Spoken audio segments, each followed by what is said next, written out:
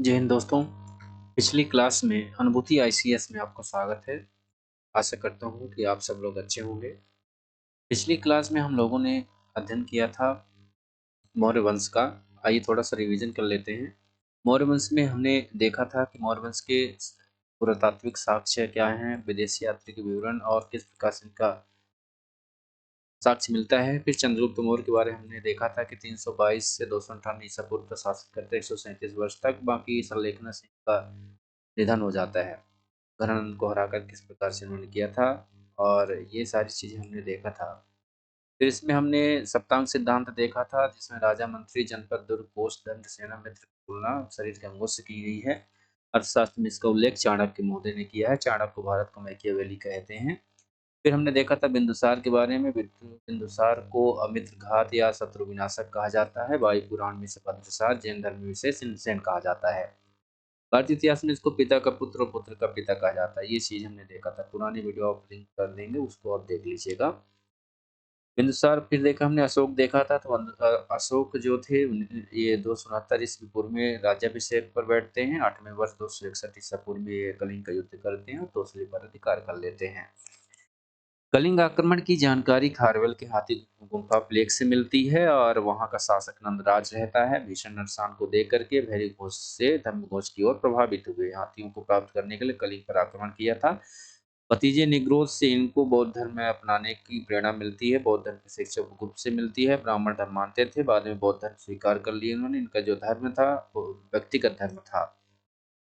और फिर धन प्रचार के लिए उन्होंने महेंद्र संघमित्रा को श्रीलंका भेजा, महाधन रक्षित को महाराष्ट्र, महादेव को मैसूर, मध्यम को हिमालय क्षेत्र, मध्यांतिक को अजमेर और गांधार। अशोक के अभिलेख में भाषा प्राकृत रहती है। 4 लिपियों में लिखे गए, ब्राह्मण लिपि, खरोष्ठी, अरमाइक और ग्रीक लिपि में। मुगली पुत्र तिस जो है प्रथम अध्यक्ष थे। तीसरी बौद्ध संगीति पाटलिपुत्र में इनके समय में हुई। शिलालेख को 3 भागों में बांट सकते हैं, शिलालेख, स्तंभलेख और गुहालेख। तो ये बहुत सारे शिलालेख रहते हैं। प्रथम शिलालेख और ये चतुर्दश शिलालेखों में क्या उल्लेख है, इसको आपको देख लेना चाहिए था। इसको देख लेंगे। बाकी ये विभिन्न शिलालेख अभिलेख रहे हैं। अब इसके बाद आर्थिक व्यवस्था, सामाजिक व्यवस्था, मौर्य काल की हम सारी चीजें देख चुके हैं पिछली वीडियो में। चलिए नेक्स्ट वीडियो देखते हैं। ब्राह्मण साम्राज्य। हम लोग आएंगे किसमें? ब्राह्मण साम्राज्य में। जो ब्राह्मण साम्राज्य है, ब्राह्मण साम्राज्य के अंतर्गत सोमकाल, शिशुनाग वंश, शुंग वंश, सातवाहन वंश आदि को अपन देखेंगे। तो चलिए आज हम लोग देखेंगे ब्राह्मण साम्राज्य, जिसमें शिशुनाग वंश में आ जाते हैं। तो पहले आप जो पढ़ते हैं उसको रिवीजन कर लेना चाहिए। रिवीजन के पश्चात ही आपको आगे बढ़ना चाहिए। तो रिवीजन जरूर करेंगे, ज़्यादा से ज़्यादा पढ़ाई करेंगे। आइए देखते हैं ब्राह्मण साम्राज्य। तो शुंग वंश के बारे में देखते हैं। आपको जैसा कि पता होगा कि पुष्यमित्र शुंग क्या करते हैं। पुष्यमित्र शुंग शुंग वंश की स्थापना करते हैं। इनका जो शासन काल रहता है 1085 से 73 बीसी तक रहता है। मगध पर शासन करने वाला यह पहला गैर क्षेत्रीय राजवंश था। इस वंश का संस्थापक कौन थे? पुष्यमित्र शुंग संस्थापक थे शुंग वंश के। और इन्होंने राजधानी पाटलिपुत्र बनाई। और दूसरी द्वितीय राजधानी इनकी क्या थी? विदिशा थी, जो मध्य प्रदेश में विदिशा है। और विदिशा का पुराना नाम बेसनगर माना जाता है। पुष्यमित्र शुंग एक कट्टर ब्राह्मण थे। यह 36 वर्षों तक शासन करते हैं। और इस वंश का शासन 112 वर्षों तक रहता है। तो थोड़ा सा इसको भी पूछा जा सकता है। भारत में पुनः वैदिक धर्म की स्थापना करने का श्रेय पुष्यमित्र शुंग को ही जाता है। अगेन वैदिक धर्म को उन्होंने पुनर्स्थापित किया। पुष्यमित्र शुंग को बौद्ध धर्म का विरोधी कहा जाता है, लेकिन कुछ ऐसे प्रमाण मिलते हैं, भविष्य में आप देखेंगे कि उन्होंने कुछ कंस्ट्रक्शन कार्य के लिए सहायता भी किया था। तो एक तरफा नहीं कह सकते हैं कि पुष्यमित्र शुंग क्या थे? बौद्ध धर्म विरोधी थे। रेलिंग, आप सांची के स्तूप की जो रेलिंग है उसको आप देखे होंगे, बनवाते ही इन्होंने बनवाया था। इसका प्रमाण दिव्य अवदान से प्राप्त होता है। दिव्य अवदान से प्राप्त होता है कि ये बौद्ध धर्म विरोधी थे। हालांकि इनके काल में कई बौद्ध विहार करे और कई बौद्ध विहार बनवाए इन्होंने, है ना। और बहुत सारे बौद्ध स्तूपों तथा मठों को ध्वस्त करा दिया। पुष्यमित्र शुंग ने मध्य प्रदेश के सांची स्तूप की खिड़कियों को तांबे का करा दिया, जबकि भरहुत स्तूप जो कि मध्य प्रदेश के सतना में था, की खिड़कियों को पत्थर का करवाया था।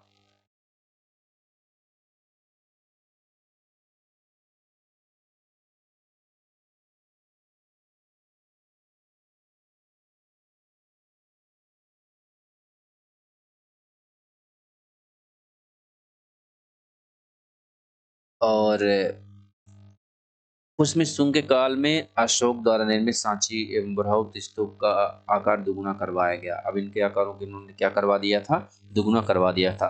वर्तमान में सांची के स्तूप का जो स्वरूप है वह पुष्यमित्र शुंग के काल का ही देन है। बौद्ध चैत्य भवन का निर्माण इसी वंश ने करवाया। बौद्ध चैत्य भवन का निर्माण शुंग वंश ने ही करवाया। और इसके समय बौद्ध पुस्तक जातक ग्रंथ की रचना कब होती है, पुष्यमित्र शुंग के समय ही होती है। पाणिनि ने अष्टाध्यायी व्याकरण ग्रंथ भी लिखा था। मनु ने मनुस्मृति कब लिखा, शुंग काल में। बहुत इंपॉर्टेंट पॉइंट्स ये हैं। अष्टाध्यायी लिखी गई, पाणिनि के कृत जातक ग्रंथ भी लिखे गए, मनु ने मनुस्मृति लिखा। और गार्गी ने गार्गी संहिता कब लिखा, पुष्यमित्र शुंग के काल में लिखा। जिनसेन ने हरिवंश की रचना की, और जिनसेन हरिवंश की रचना, तो ये रचना किसकी है, हरिवंश है। हरिवंश रचना जिनसेन की है। कब लिखे, शुंग काल के शासन काल में लिखा। इनके काल में कुल मिलाकर अब ये इनका जो विजय अभियान है कौन कौन से होते हैं, तो इनके विजय अभियानों में एक विदर्भ का युद्ध गणना कर सकते हैं। अब जब आएगा मेंस में तो आप ये फैक्ट रटे रहेंगे तभी आप लिख पाएंगे। एक कुशल प्रशासक के रूप में, एक विजय कूटनीतिज्ञ के रूप में, और धर्म धर्म रक्षक और कला एवं अ, संस्कृति को बढ़ाने वाले।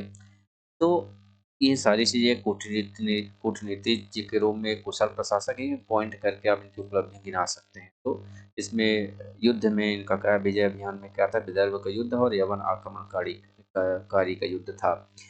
विदर्भ मतलब बरार में चल रहे उत्तराधिकारी के युद्ध का लाभ उठाकर पुष्यमित्र शुंग ने अग्निमित्र के नेतृत्व में एक सेना भेजी। किसके नेतृत्व में, इनके पुत्र थे अग्निमित्र। तो जिसमें अग्निमित्र विजयी हुए। यूजी सीनेट में भी इनकी वंशावली के जो विभिन्न जो अधिकारी हुए उनका कालक्रम में व्यवस्थित क्वेश्चन पूछते हैं, तो इसको भी आप याद रखिएगा। शुंग, पुष्यमित्र शुंग के बाद अग्निमित्र। इसकी जानकारी कालिदास की रचना मालवी का अग्निमित्रम से मिलती है कि विदर्भ बरार में चल रहे उत्तराधिकारी के युद्ध का लाभ उठाकर पुष्यमित्र शुंग ने अग्निमित्र के नेतृत्व में सेना भेजा था। कालिदास की पुस्तक मालविकाग्निमित्रम में अग्निमित्र एवं मालविका का प्रेम प्रसंग की चर्चा हुई है। इसके समय दो यमन विदेशी आक्रमण होते हैं। अब ये भी ध्यान रखना है कि दो यमन विदेशी आक्रमण होते हैं। दोनों ही यमन आक्रमण को पुष्यमित्र अपने बेटे अग्निमित्र की सहायता द्वारा विफल कर देते हैं। क्या कर देते हैं, विफल कर देते हैं। इन दोनों ही आक्रमण के समय पुष्यमित्र शुंग विजयी हुए, और इस अवसर पर पुष्यमित्र शुंग ने पतंजलि के नेतृत्व में दो अश्वमेध यज्ञ करवाए। तो जब ये यवन आक्रमण में विजयी हो गए तो दो अश्वमेध यज्ञ करवाते हैं और अपनी राजधानी पाटलिपुत्र से स्थानांतरित कर देते हैं पूरी तरह से, और विदिशा को बना लेते हैं।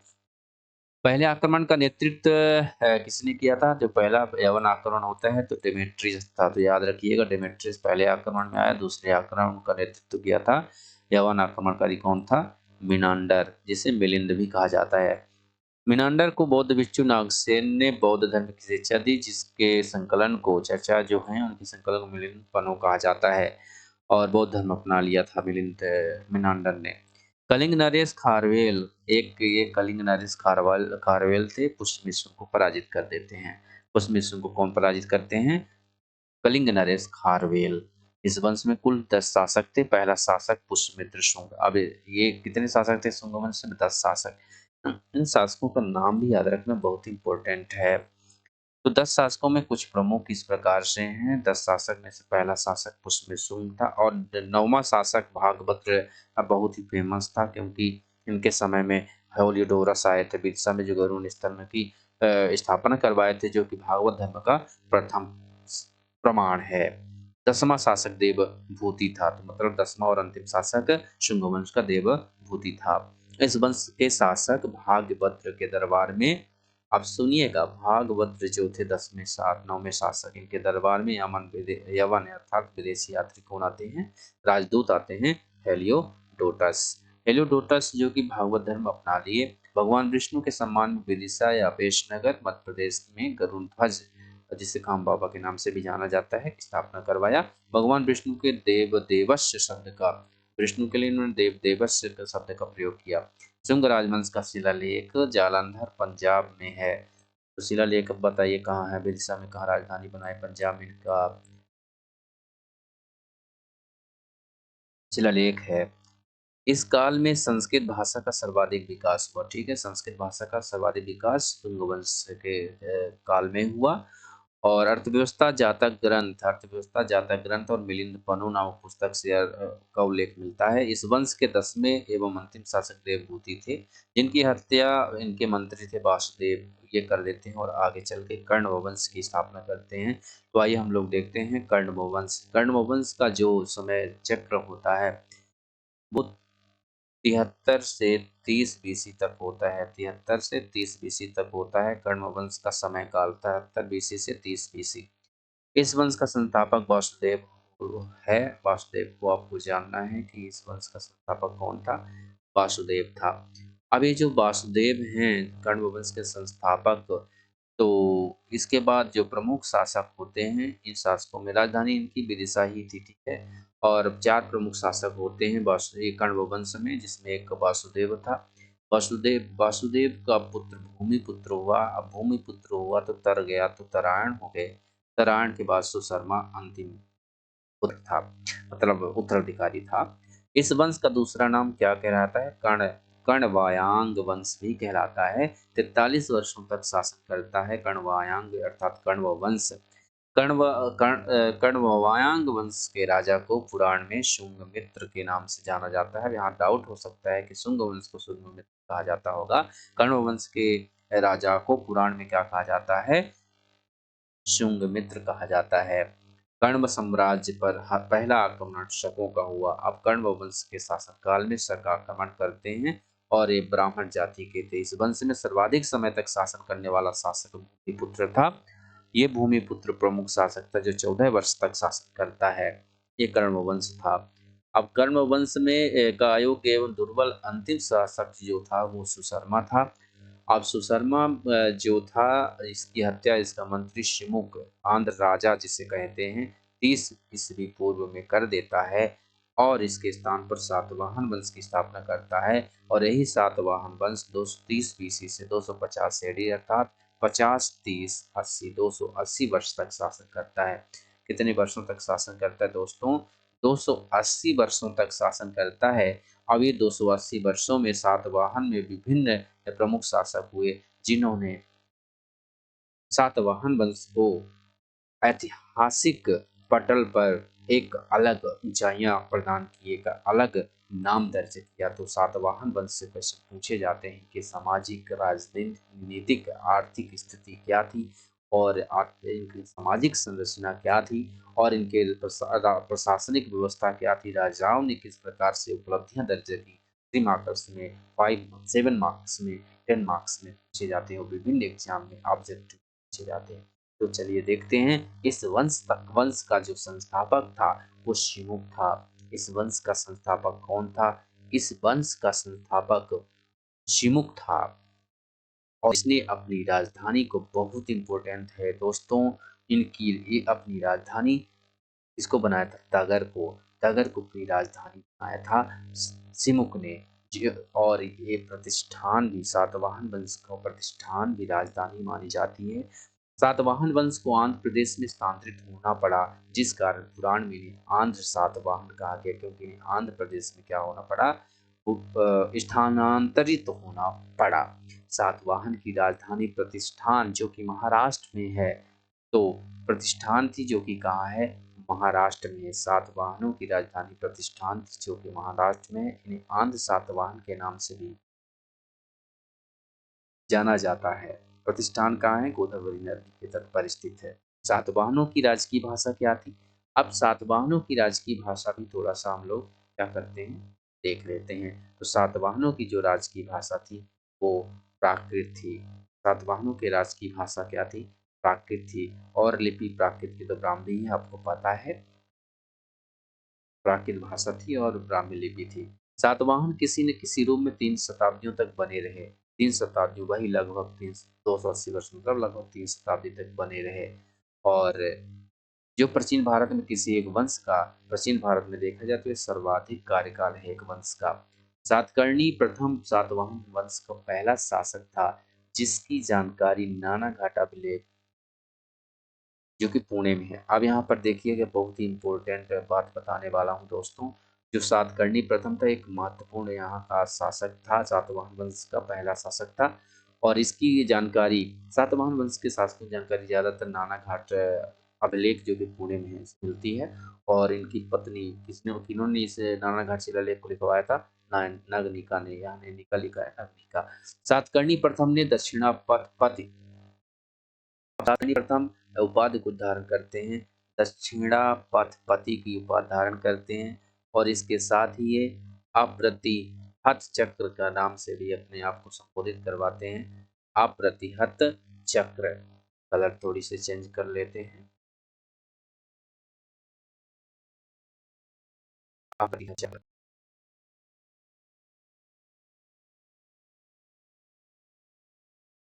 तो सातकर्णी प्रथम शासक का नाम सांची स्तूप के प्रवेश द्वार पर अंकित है। सांची स्तूप के प्रवेश द्वार पर पूछा जा सकता है कि निम्नलिखित में से किस सातवाहन शासक का नाम सांची स्तूप के प्रवेश द्वार पर अंकित है? तो वह सातकर्णी प्रथम का है। सातकर्णी प्रथम द्वारा दो अश्वमेध यज्ञ करवाए, पुष्यमित्र शुंग के जैसे दो अश्वमेध यज्ञ करवाए और एक राजसूय यज्ञ करवाए थे। सातवाहन वंश का सबसे योग्य शासक कौन थे? हाल आते हैं मैदान में। अब हाल ने प्राकृत भाषा में दो रचनाएं लिखते हैं, एक गाथा सप्तशती इन्होंने लिख दिया। और सबसे प्रतापी शासक इस वंश का गौतमी पुत्र सातकर्णी को माना जाता है।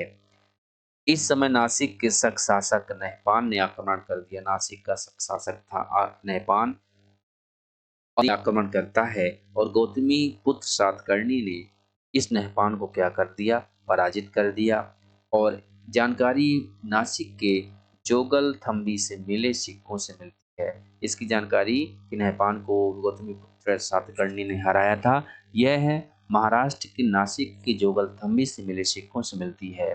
जिसमें एक और गौतमी पुत्र सातकर्णी, एक और तो गौतमी पुत्र सातकर्णी और दूसरी ओर नहपान का नाम और चित्र अंकित है। जिससे पता चलता है कि गौतमी पुत्र सातकर्णी ने शक शासक नहपान को, शक शासक के दो थे, कार्दमक वंश था और एक था जयरात वंश। तो यह कार्दमक वंश का शासक था नहपान। गौतमी पुत्र सातकर्णी ने बौद्ध संघ को अज अजकालकीय तथा बौद्ध संघ को अजकालकी तथा काल्ले के भिक्षु संघ को कर्जक नाम का ग्राम दिया था। काल्ले के भिक्षु संघ को कर्जक नाम का ग्राम दान में दे दिए। गौतमी पुत्र सातकर्णी ने सातवाहन वंश की खोई हुई प्रतिष्ठा को वापस लौटा दिया। इस वंश का अगला शासक वशिष्ठी पुत्र पुलुमावी था। इसके समय पुनः उज्जैन के शक ने आक्रमण किया। इस शक वंश की ओर से आक्रमण का नेतृत्व रुद्रदामन कर रहा था, नहपान का बेटा। रुद्रदामन ने वशिष्ठ पुत्र पुलुमावी को पराजित कर दिया, किंतु दोनों के बीच वैवाहिक संबंध स्थापित हो गए। इन्होंने आंध्र प्रदेश पर विजय प्राप्त कर प्रथम आंध्र सम्राट की उपाधि धारण की थी। किसने? रुद्रदामन।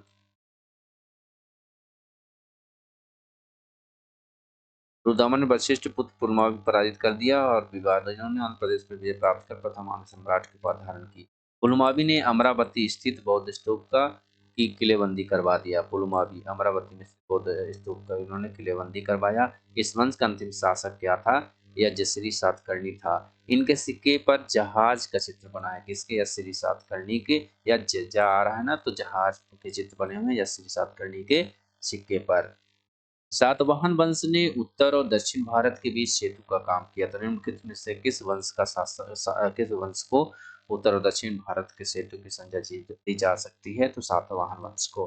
ब्राह्मणों को सबसे पहले भूदान सातवाहनों के समय ही भूदान प्रणाली शुरू होती है पद्धति, किंतु सर्वाधिक भूदान गुप्त शासकों ने दिए थे। लेकिन प्रारंभिक शुरुआत भूदान की होती है सातवाहन शासन काल में।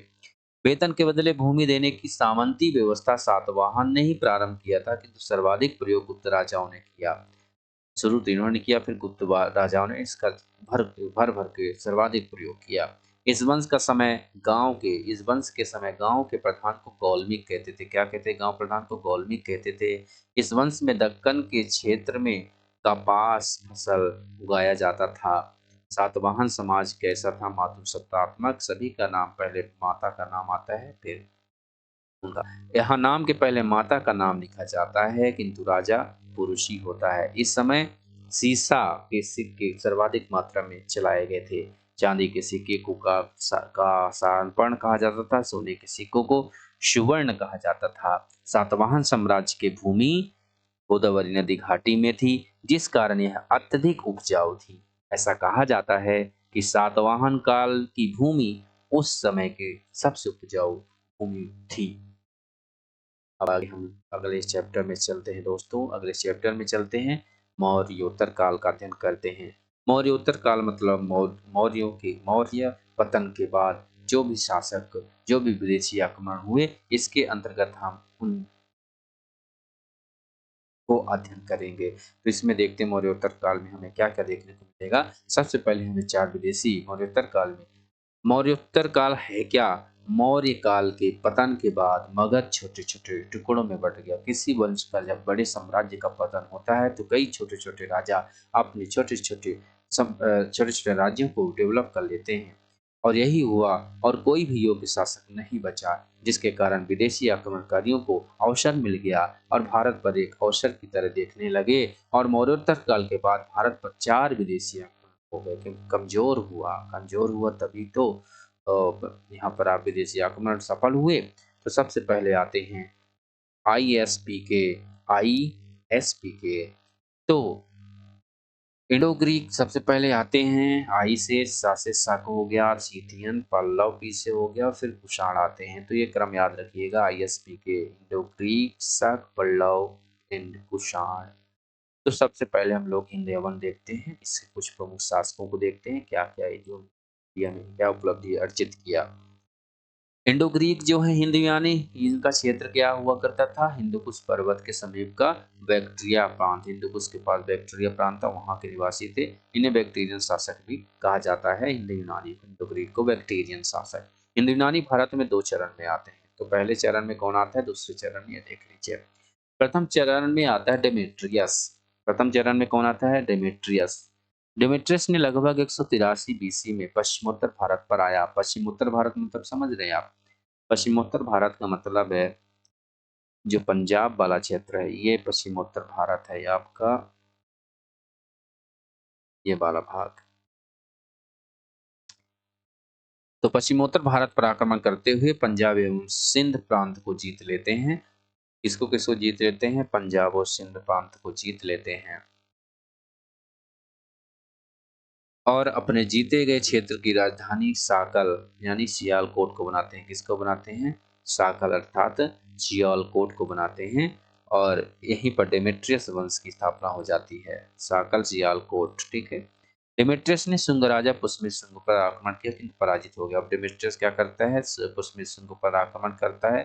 पुष्यमित्र शुंग पर आक्रमण करने के पश्चात हार जाता है।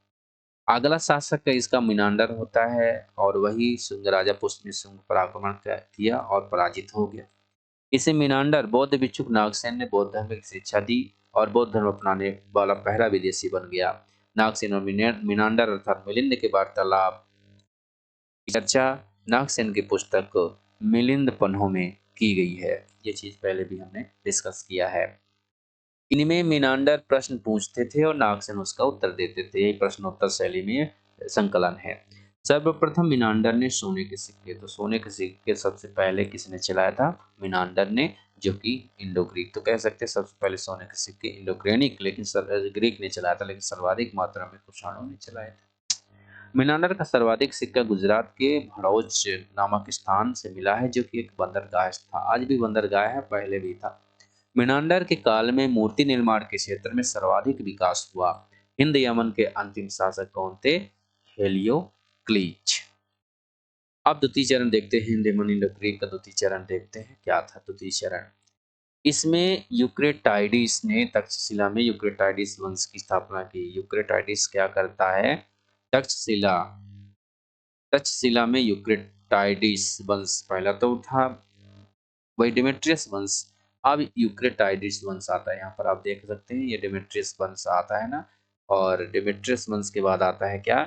यूक्रेटाइडिस वंश। यूक्रेटाइडिस वंश में देखते हैं कौन कौन प्रमुख शासक हुआ करते थे। इस वंश का शासक कौन था? अंत्योल था। अंत्योल ने अपना राजदूत हेलियोडोरस को शुंग राजा भागवत के दरबार में विधिवत संबंध स्थापित करने के लिए भेजा था। हेलियोडोरस भागवत धर्म अर्थात विष्णु भगवान से प्रभावित होकर इस धर्म को अपना लिया और इस धर्म के सम्मान में विदिशा बेसनगर में गरुड़ ध्वज अभिलेख की स्थापना की, जिसे खाम बाबा के नाम से भी जानते हैं। यह किसी राजदूत के एकमात्र व्यक्तिगत अभिलेख है भारत में। यूक्रेटाइडिस वंश का अंतिम शासक हर्मियस था। कौन था? हर्मियस। अब हिंद यूनानी विशेषताएं देख लेते हैं, क्या क्या विशेषताएं, क्या प्रभावित हुआ भारत, क्या मिला। तो ये यवन से आकर भारत में बस गए, अतः ये हिंद यूनानी कहलाए। इन्हें काली मिर्च बहुत ही पसंद थी, अतः काली मिर्च को ये लोग यवन प्रिय कहते थे। भारत में पहली बार चित्र युक्त एवं लेख युक्त सोने के सिक्के यूनानियों ने ही चलाए, लेख युक्त और चित्र युक्त, और इसे ड्रम कहा जाता था। यह खरोष्टी भाषा में लिखा गया था। यूनानियों ने भारत में खगोल, ज्योतिष, गणित, समय का गणना प्रारंभ करवाया। खगोल, ज्योतिष, गणित तथा समय का। भारतीय नाटक का विकास यूनानियों ने ही किया था। भारतीय नाटक का विकास, भारतीय नाटक में पर्दा के लिए यूनानियों द्वारा यवनी का कई बार एसएससी वगैरह में पूछा गया है कि यूनानी पर्दा के लिए किस शब्द का उपयोग करते थे। यवनी का शब्द का उपयोग नहीं, प्रयोग करते थे। इंडो ग्रीक शासन में मूर्ति निर्माण के क्षेत्र में एक नई शैली, गांधार शैली का विकास हुआ इंडो ग्रीक शासन में, और इसी शैली में निर्मित प्रथम मूर्ति महात्मा बुद्ध की बनाई गई। महात्मा बुद्ध की प्रथम मूर्ति बनाई गई इसी शैली में। अब हम लोग देखते हैं शक वंश, इसी को सीथियन वंश कहते हैं, और 90 बीसी में यह वंश क्या होता है, अपने अस्तित्व में आता है। शक वंश या सीथियन वंश देखते हैं। तो मौर्योत्तर काल में भारत पर आक्रमण हुए, जिसमें से दूसरा आक्रमण हमने क्या देखा था, थोड़ा सा यहाँ पर देख लीजिए। ISPK, ISPK। तो अब आई से हो गया इंडो ग्रीक, एस से हो गया सीथियन या शक, पा से पी से पल्लव, के से हो गया कुषाण, आई से क्या हो गया, इंडो ग्रीक, शक से हो गया शक, पी से हो गया पल्लव। ये क्रम रहा है इनके विदेशी आक्रमणकारियों को मध्योत्तर काल में, और फिर से हो गया कुषाण। इस प्रकार से आप देख सकते हैं। अब ये जो शक हैं कहाँ से आते हैं, बेलन दर्रा जो कि पाकिस्तान में है, उस दर्रे से क्या करते हैं ये लोग, आ जाते हैं भारत में। और शक मध्य एशिया में क्या करते हैं, मध्य एशिया में रहते हैं, मध्य एशिया से आते हैं भारत में। इन्हें यूची वंश यानी कबीला वालों ने मध्य एशिया में भगा दिया। यूची वंश का आप जब आक्रमण होता है तो ये भागते हैं। और शक राजाओं को क्षत्रप कहा जाता था। शक राजा क्या कहलाते थे, क्षत्रप कहलाते थे। शकों की शासन व्यवस्था क्षत्रप शासन व्यवस्था के नाम से जानी जाती है। शकों ने भारत में उत्तर एवं पश्चिम दिशा में, उत्तर और पश्चिम दिशा में साम्राज्य का विस्तार किया। सब उत्तर और पश्चिम दिशा में विदेशी आक्रमण करी, वहीं तो कमजोर शासन सत्ता पाए, मतलब क्षेत्र पाए, और वहीं से इन्होंने आक्रमण करना शुरू किया। ये भारत में आकर 5 जगहों में बस गए। कहाँ कहाँ बसे, अफगानिस्तान के कंधार में बसे, तक्षशिला के पाकिस्तान में बसे, पाकिस्तान के तक्षशिला में, मथुरा यूपी में बसे, उज्जैन एमपी में बसे, और नासिक महाराष्ट्र में। यूपी मथुरा, एमपी उज्जैन, नासिक महाराष्ट्र, पाकिस्तान तक्षशिला, अफगानिस्तान कंधार में बसे। तक्षशिला में शक वंश की स्थापना किसने किया था? आप तक्षशिला के यदि शक की स्थापना देखें तो मैउस ने किया। मथुरा में शक वंश की स्थापना राजुल में। अब मथुरा में किसने, अब यहाँ पर समझ लीजिए थोड़ी सी। चलिए पेन हमने सेलेक्ट किया और लिखते हैं। सबसे पहले तक्षशिला में, तक्षशिला का संस्थापक कौन था? तक्षशिला का संस्थापक था मेउस। मथुरा शक वंश का संस्थापक कौन था? राजुल। मथुरा शक वंश का संस्थापक कौन था? राजुल। उज्जैन में शक वंश का संस्थापन किसने? जस्टन ने किया था। किसने किया था उज्जैन में? जस्टन, या इसी को यशोमती कहते हैं। जस्टन, जस्टन कौन वाला सा होगा, जस्टन या यशोमती। जस्टन या यशोमती ने कहाँ किया था? उज्जैन में किया था। नासिक में शकवंश की स्थापना किसने किया था? नासिक वाला जो शकवंश का संस्थापक था, ये क्या था? भूमक था। भूमक, भूमक था नासिक के शकवंश का संस्थापक। अब बचता है कंधार या अफगानिस्तान। नासिक में शक वंश भूमक ने किया था। मथुरा के शक शासक राजुल को अब यहाँ पर समझना है थोड़ी सी जो मथुरा के शासक थे राजुल, मथुरा के शासक थे राजुल, मालवा के शासक ने 57 बीसी में पराजित कर दिया और इन्हीं राजुल को हरा करके विक्रमादित्य के ऊपर धारण किया और 57 ईस्वी पूर्व में विक्रम संवत चलाया, जो आज भी कैलेंडर में प्रयोग किया जा रहा है। भारतीय संविधान का यह मूल कैलेंडर था, किंतु 1957 में शक संवत को अपना लिया गया। मूल कैलेंडर भारतीय संविधान का कौन था? विक्रम संवत था, लेकिन 1957 में शक संवत को अपना लिया गया। शक संवत को 78 ईस्वी में जो शुरू किए थे कुषाण शासकों ने, तो अपना लिया गया। ठीक है। अब नासिक का शक शासन नहपान ने, नासिक का शक शासक गया था नहपान ने, सातवाहन शासक गौतमीपुत्र सातकर्णी पर आक्रमण करता है किंतु पराजित हो गया। अब इसकी जानकारी नासिक के जोगलथम्बी में मिले सिक्कों से होती है, पूर्व में भी डिस्कस कर चुके हैं। इन सिक्कों पर एक तरफ नहपान की आकृति, दूसरी तरफ गौतम सातकर्णी की आकृति मिलती थी। सबसे प्रतापी शक शासक उज्जैन का रुद्रदामन था, जो कृष्ण का बेटा था। रुद्रदामन ने सातवाहन शासक वशिष्ठी पुत्र पुलमावी को हरा करके अपने पिता नहपान को बदला ले लेता है। पहले हारता कौन है? नहपान हारता है गौतमी सातकर्णी से, और उसका मतलब उसी का वंशज जो है आगे शक वंश का एक शासक जो उज्जैन का प्रतापी शासक रुद्रदामन सातवाहन शासक वशिष्ठ पुलमावी को पराजित कर देता है। रुद्रदामन के गुजरात के सौराष्ट्र प्रांत में गिरनार पहाड़ी पर जूनागढ़ अभिलेख है, जो कि संस्कृत भाषा में लिखा गया। भारत का पहला अभिलेख कौन सा है? गुजरात का जूनागढ़ अभिलेख, जो कि रुद्रदामन ने लिखवाया था। अब इसमें देखते हैं अपन कि इस अभिलेख में जानकारी क्या मिलती है कि चंद्रगुप्त मौर्य ने क्या सरकारी खर्च पर गुजरात के सौराष्ट्र में एक सुदर्शन झील बनवाया था, और एक्चुअली इनके मंत्री ने बनवाया था। यह अभिलेख चंद्रगुप्त मौर्य के पश्चिम में विस्तार की जानकारी देता है। रुद्रदामन ने सुदर्शन झील का पुनर्निर्माण जीर्णोद्धार करवाया था, और किससे? अपने अधिकारी सुविशाख से। गुप्त शासक स्कंदगुप्त ने भी इस झील का पुनर्निर्माण बाद में करवाता है। गुप्त शासक स्कंदगुप्त। अंतिम शासक थे कौन? रुद्रसिंह तृतीय। गुप्त शासक चंद्रगुप्त द्वितीय ने शकों का सर्वनाश कर दिया। गुप्त शासक चंद्रगुप्त द्वितीय ने, और उपलक्ष्य में विक्रमादित्य की उपाधि धारण की और चांदी के सिक्के चलवाए, जो एमपीपीएससी में पूछा गया था। ठीक है। और इस सिक्के को रूपक कहा जाता था। तो यहाँ से क्वेश्चन बन सकते हैं। शक शासकों ने 78 ईस्वी में क्या किया? 78 ईस्वी में प्रारंभ की गई कनिष्क के कैलेंडर की इतना अधिक प्रयोग किया, किसे शक संवत कहा जाने लगा।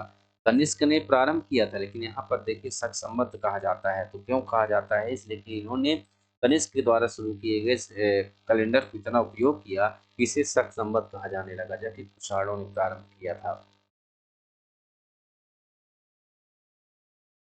अब ग्रेगोरियन कैलेंडर के बारे में थोड़ा सा देख लेते हैं। यह सूर्य पर आधारित है। यह ईसा के जन्म से प्रारंभ होता है। इसका प्रयोग सर्वाधिक होता है। विक्रम संवत देखते हैं, इसे मालवा शासक विक्रमादित्य चतुर्थ ने 57 ईस्वी पूर्व में किया था।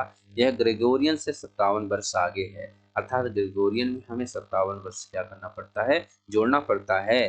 तो आती थी, जैसे 1949 के में देखे क्या था, तो 57 जोड़ देंगे तो ये हो जाएगा क्या? ये हो जाएगा विक्रम संवत। शक संवत की बात करें तो इसे कनिष्क ने 78 ईस्वी में अपने राज्याभिषेक के समय प्रारंभ करवाया था। यह ग्रेगोरियन से 78 वर्ष ज्यादा है, तो 78 वर्ष जोड़ देंगे तो आ जाएगा शक संवत। तो ईस्वी सन से अपन जोड़ेंगे 57 तो आ जाएगा विक्रम संवत, 78 जोड़ेंगे तो आ जाएगा शक संवत। शक संवत एवं विक्रम संवत के बीच 135 वर्ष का अंतर है। अच्छी बात है, 135 वर्ष का, दोनों को जोड़ दीजिए। ठीक है। विक्रम संवत शक संवत हिजरी मुस्लिम कैलेंडर चंद्रमा पर आधारित है। अब देखिएगा, सूर्य पर आधारित है ग्रिगोरियन कैलेंडर, और चंद्रमा पर कौन आधारित है? विक्रम संवत। शक संवत और हिजरी संवत बहुत ही इंपॉर्टेंट है, चंद्रमा पर आधारित है ये। अतः इनका त्योहार भी हर एक वर्ष में 11 दिन पीछे हो जाता है, किंतु 3 साल बाद शक संवत में एक अतिरिक्त महीना जोड़ दिया जाता है शक संवत में। पल्लव और पार्थियन के बारे में आइए देखते हैं। पल्लव और पार्थियन।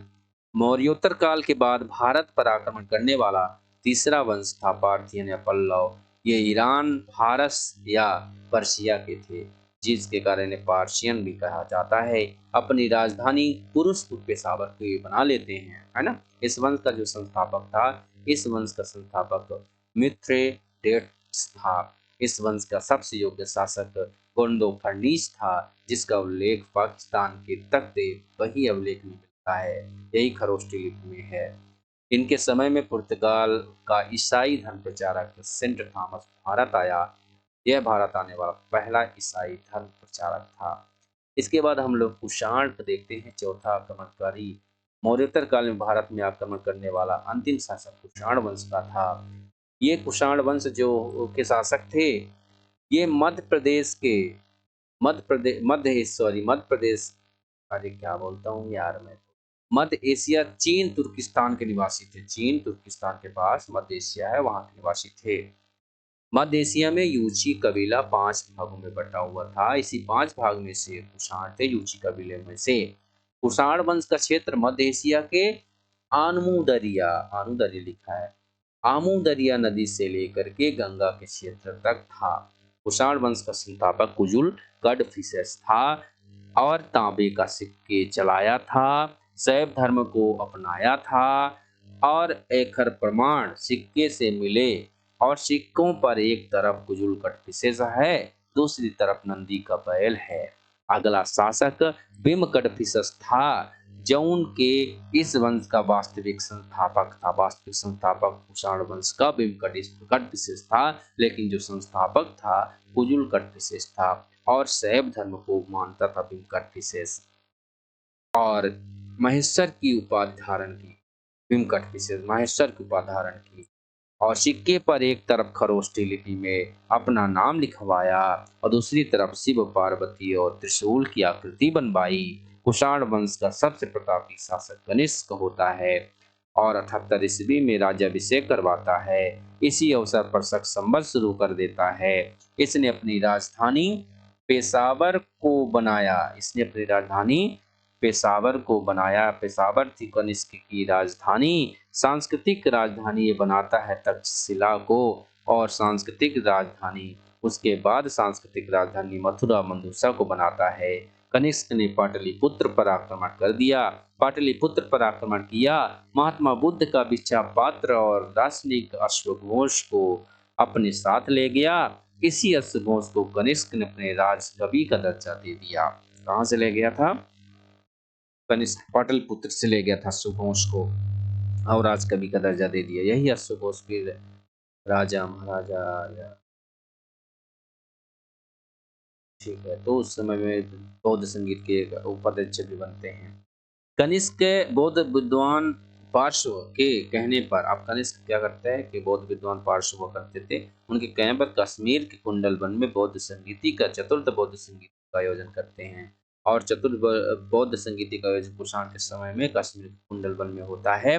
प्रथम सदी में करवाया था। इस बौद्ध सम्मेलन में अध्यक्ष के साथ उपाध्यक्ष भी थे। तो अध्यक्ष वसुमित्र थे, उपाध्यक्ष वही अश्वघोष महोदय थे।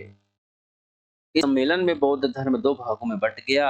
हीनयान और महायान 2 भागों में बट गया। हम लोग देख रहे हैं ancient history by Khan sir notes. इस सम्मेलन में बौद्ध धर्म 2 शाखाओं में बट गया, हीनयान और महायान। कनिष्क महायान शाखा को मानता था। कनिष्क किसको मानता था? महायान शाखा को मानता था।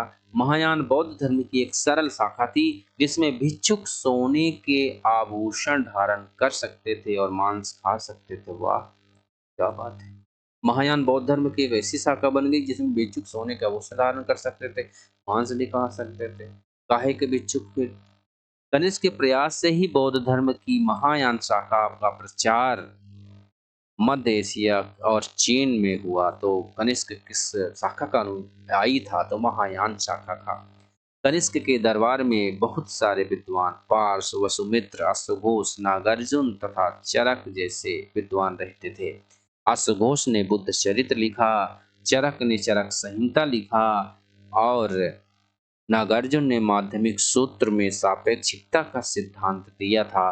और भारत का आइंस्टीन की उपाधि धारण किया। इन्होंने नागार्जुन ने बौद्ध शून्यवाद को जानते थे। ये बौद्ध धर्म के शून्यवाद को जानते थे नागार्जुन। वसुमित्र नामक विद्वान ने लिखा महाविभाष सूत्र। क्या लिखे इन्होंने? महाविभाष सूत्र लिखे। इसे बौद्ध धर्म का विश्वकोश कहा जाता है। किसे? महाविभाष सूत्र वसुमित्र कृत। सर्वाधिक शुद्ध सोने के सिक्कों की बात आती है तो कनिष्क के शासनकाल में जारी किए गए। इन्हें सोना की प्राप्ति पाकिस्तान में हिंदुकुश पर्वत के बीच अल्ताई पहाड़ियों से होती है। कनिष्क के समय तांबे के सिक्के भी चलते थे जिसे कांकड़ी कहा जाता था। मथुरा से कनिष्क के सिक्कों का एक ढेर प्राप्त हो गया। कनिष्क को एक सैनिक वेशभूषा में दिखाया गया। कनिष्क के समय स्थल तथा समुद्र दोनों मार्गों में व्यापार होता था। कनिष्क के समय उत्तर भारत में बंगाल का ताम्रलिप्ति बंदरगाह था। बंगाल में ताम्रलिप्ति बंदरगाह है। दक्षिण भारत में महाराष्ट्र का सोपारा है। कल्याण बंदरगाह। सोपारा और कल्याण बंदरगाह की अवस्थिति कहाँ है? महाराष्ट्र में। ताम्रलिप्ति बंदरगाह की अवस्थिति कहाँ थी? कुषाण काल में बंगाल में। अजात की रचना पेरिप्लस ऑफ द इरिथ्रियन सी से यह जानकारी मिलती है। ये केवल लिखा है, ये पता ही नहीं, इसलिए अजात लिखा है। कनिष्क का सर्वाधिक व्यापार रोम से होता था। इसमें ऐसा उल्लेख है प्लस ऑफ द इरिथ्रियन सी में।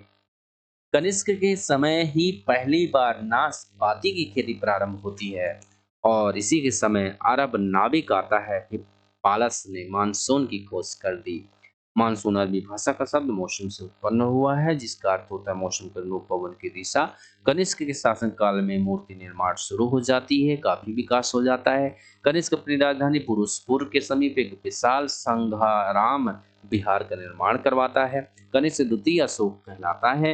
105 ईस्वी में लगभग कनिष्क की मृत्यु हो जाती है। इसके उत्तराधिकारी योग्य नहीं थे जिसके कारण इसके छोटे छोटे सामंत अलग हो जाते हैं और इस वंश का अंतिम शासक वासुदेव की चर्चा मिलती है। इसी वंश के सामंतों ने आगे चल करके गुप्त वंश की स्थापना की। तो कुषाण वंश के सामंतों के द्वारा गुप्त वंश की स्थापना की गई। अब कुछ इसको पढ़ें और अपन कनिष्क को पढ़ें और ऐसा मार्ग न पढ़ें, ऐसा कैसे हो सकता है?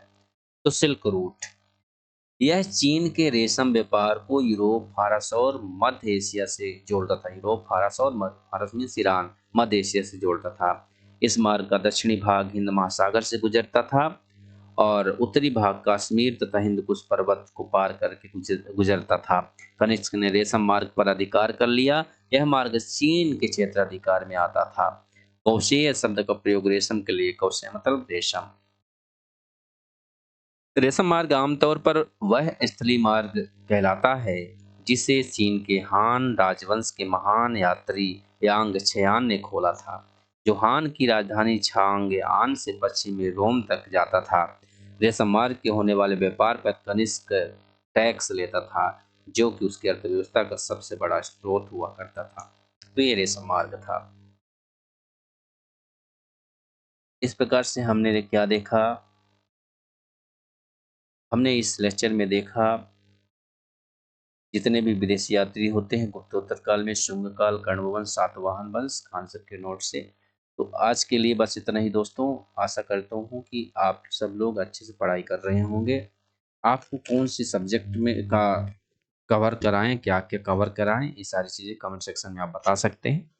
यदि आप चैनल में नए हैं तो चैनल को सब्सक्राइब करें, शेयर करें, लाइक करें, ज़्यादा से ज़्यादा सपोर्ट करें और अपनी पढ़ाई जारी रखें ताकि आप अपने माता पिता के सपनों को साकार कर सकें, अपनी लाइफ को एक अच्छी दिशा दे सकें, एक अच्छा जीवन यापन कर सकें। तो जय हिंद दोस्तों, मिलेंगे अगले वीडियो में। तब तक स्टे हेल्दी, स्टे कनेक्टेड।